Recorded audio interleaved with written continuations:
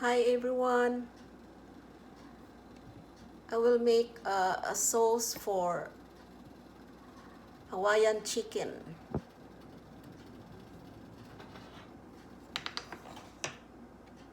And I have here crushed pineapple, about half a can.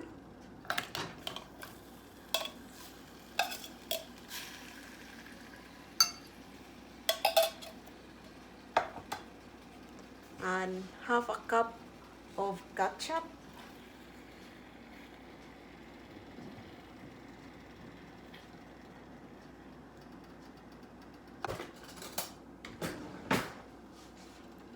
Three tablespoons of soya sauce.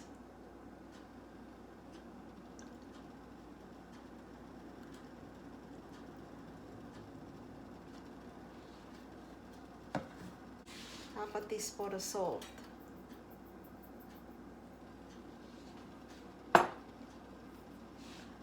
Three tablespoons of brown sugar.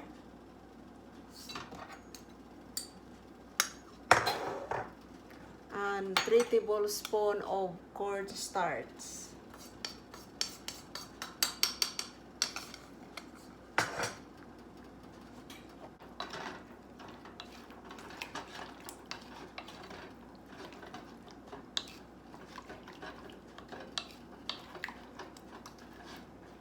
And I have here chicken thighs.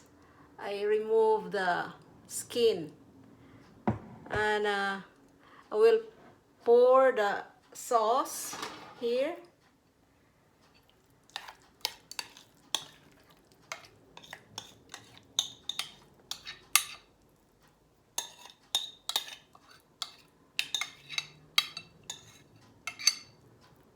Baked it for 1 hour and a half for 350 degrees.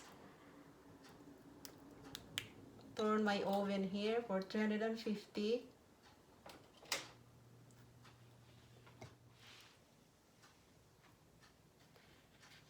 My Hawaiian chicken, it's cooked.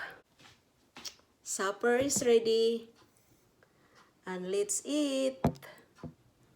Thank you guys for watching my video. And you have a nice day. And please don't forget to subscribe and share.